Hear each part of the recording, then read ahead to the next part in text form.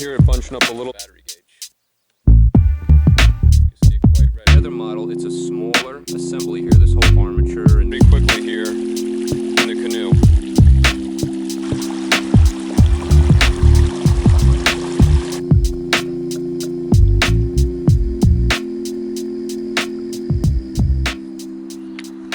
Hey guys, what's up? It's Keeping It Real Fishing here, and today I want to give you a look at the Minn Kota Endura Max 45.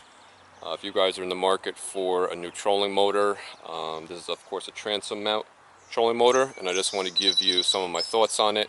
I did have a trolling motor before this, a smaller one rated at 34 pounds, and I want to let you know why I upgraded, in case you guys are looking to upgrade, and just performance wise, you know, how this thing does out on the water. So let's take a look.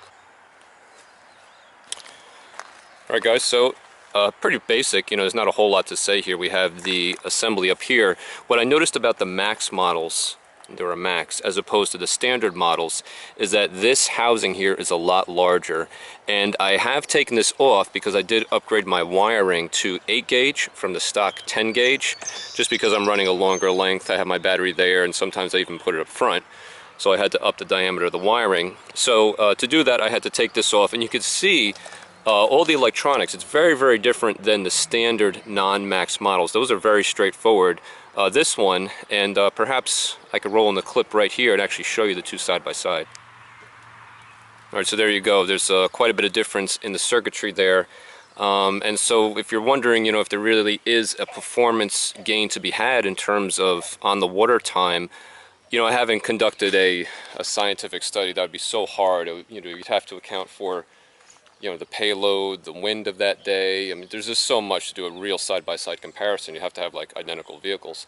But from a cursory on the water point of view, even though I've gone from a 34 pound to a 45 pound, it seems to last, I don't know about longer, but certainly just as long. I can get through my entire day of fishing, and very often I'll go out for 7 or 8 hours. Now, I'm not running it the whole time like I think very few of us would be. You know, I go to a spot and then I stop it, or maybe I troll the bank for a while. But I guess general bass fishing usage, and I can get through a whole day and come in with anywhere from about half to a quarter power remaining, as measured on the little battery gauge here. They have a green, yellow, and red indicator there. This one here, different than the other model, is stepless. So when you turn this, there are no clicks. It's totally seamless. So you have kind of infinite adjustability as opposed to the other models, which are just, you know, you have speeds 1 through 5, and then reverse is, you know, 1 or I'm sorry, like 2 or 3 speeds, something like that. The bottom you can see here, you have that metal with the heat sink to dissipate the heat. This is a 36-inch shaft on the 45-pound model. They also have longer shafts. I believe the other models, some other models offer 42-inch shafts. This is that kind of carbon composite type thing. They've offered this for a long time. I think all trolling motor manufacturers offer something similar, and it's basically, it's supposed to be very, very strong, but have a certain amount of flex to it so it won't crack, or if it bends, it'll snap back and it won't stay bent. You can just see I have my wire run here. Now I should mention the reasons that I upgraded were twofold. Now you see, of course, I have this on my little canoe, so I'm not on huge lakes covering thousands of acres or whatever. I typically go on little places like this. I'm on waters that are usually between 50 to 100 acres. Sometimes I go up to some of the big lakes here around like 600 acres, and I cover those as best I can. But my reason for upgrading actually wasn't to have a faster motor. It was when I go into things like this, when I'm in heavy cover and weeds and grass. My previous motor, I could get in, but then when I was there trying to get out, it would get hung up very quickly. And I'd have to, you know, raise the trolling motor, clean it off. And I've been with other people who had more powerful trolling motors, and of course they can kind of really power through it, and they didn't have to go and mess around with their motor. So one was just to have a torquier motor to cut through that grass easier. I will also mention, because some of you might be wondering, I do have the upgraded prop. The stock prop catches weeds pretty readily, and even though it doesn't look so fancy, this weedless kind of aftermarket version that Minn Kota offers does make a sizable difference. I'm not exactly sure how, but it does pick up a lot less weeds, or perhaps it just cuts through them. So One of the things I was looking for was torque to cut through those weeds, and the other thing was mounting the transducer. I have an HDI 5 from Lowrance, and previously I could not mount my transducer to the bottom of the trolling motor because the distance between this fin and where the blade or the rotating part here started was shorter. On my other model, it's a smaller assembly here. This whole armature and housing is smaller, and so this part here was about there. And I could also roll in the clip and show you those two side by side. Alright, so you can see the difference there, and that's kind of one of the things, guys, I wanted to make this video. It's one of those things like you don't know what you don't know. I thought I could just throw that transducer on anything, and all last year I had this kind of separate mount that was hanging off the side of the boat, and this transducer was coming off that. But it really sucked because that was picking up all sorts of weeds, and it would hit pads, and the assembly was kind of bending when I ran into something. And I didn't want two things down in the water creating drag. I just wanted to get it all right here on my trolling motor. So I realized I need this. You know, one is to chop through the slot, but secondly, if I want to put my transducer on my trolling motor, I physically have to get a larger one. So I went to the store and I measured with this assembly that Lowrance offers. It's an aftermarket piece that they sell, although I do think they should just give it to you with it. And it's a protector for the transducer. But you can see size-wise, it just makes it. We'll kind of angle it like that. If you look at the back here, I'm only about not even a 1/4 inch from where this thing rotates, and here I'm also about a 1/4 inch from where I would be hitting this front fin. So that thing just makes it. So you got to go at least up until the, I believe the 40-pound thrust model and the 45 have the same dimensions here, but certainly when you go into the 30 whatevers and below, you would not be able to fit your transducer. Alright guys, so that's kind of the reasoning behind my upgrade, and just in case you're looking to do something similar, you'll have a little bit more information now. So let me just take it on the water for you real quick and talk a little bit about the performance upgrade that I saw. Alright guys, so performance wise, let me give you a little demo. I'm going to show you, first is kind of cutting through stuff, and then after that I'll show you top speed. So right here we got this little cove, and we're just turning around here. We have submerged kind of hydrilla here, right down there. And then here it's kind of loose, so let's just plow through here first, and I'll show you what that does.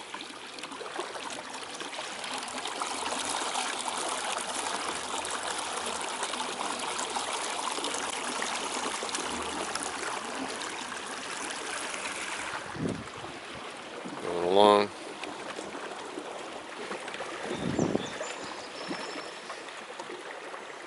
Alright, so that kind of stuff, you know, where it's thin here, like all this, obviously you shouldn't have a problem with. You could see some is catching on the shaft, which is to be expected. What we really want to do is not have it really bunch up on the prop. So I'm just going to hit a turn here, turn around, and let's go, actually as we're leaving, let's go through right through the thick of it, right through those pads coming up right here. I'll keep the camera on them until we get close, and then I'll give you the motor view. So we're coming up on these pads. Let's take a look.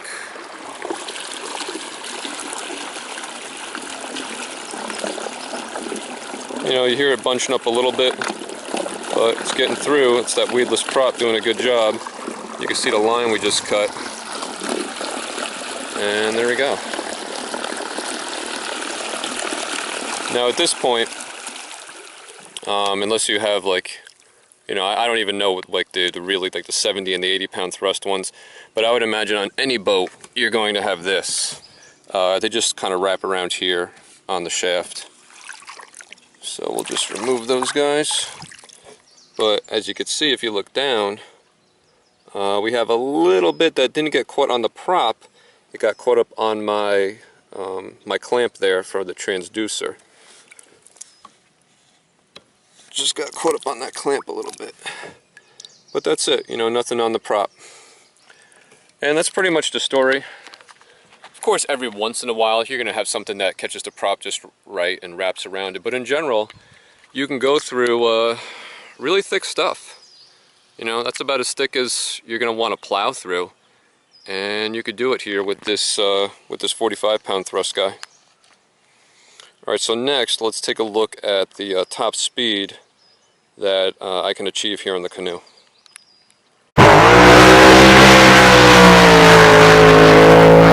Speed.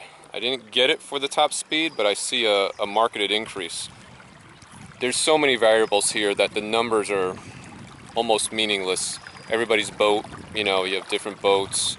Even amongst canoes, this is a canoe that's built for stability. I'm always standing in it, as opposed to one that's streamlined, built for speed. Same with John boats. There's so many different lengths, plus the weight of the craft, how much your particular payload is, if the water is still or if you have a breeze, etc., etc. So the outright number here is not that what's important, but what's important is the difference. On my previous motor, on the 34-pound thrust, when I would look at my little Lorenz here and I would look at my miles per hour, I would max out at about 2.7 to 2.8. It was about the fastest I could get up to on that 34-pound thrust. On this guy here, I'll turn it up and you'll see right now we're at about only 50% power. I'll turn it up. You can see it creates quite the wake, actually.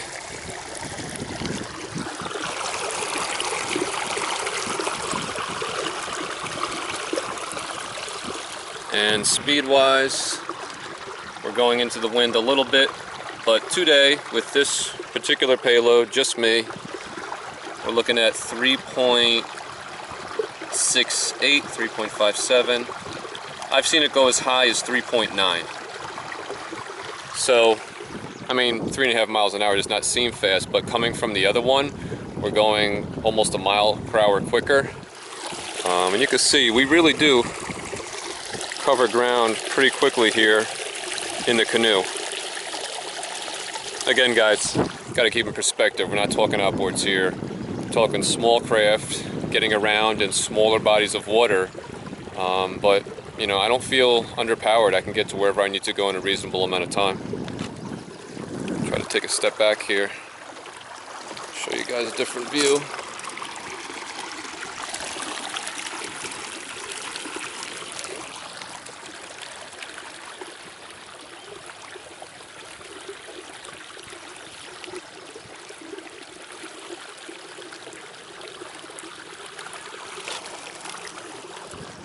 Alright, so that's it in terms of speed.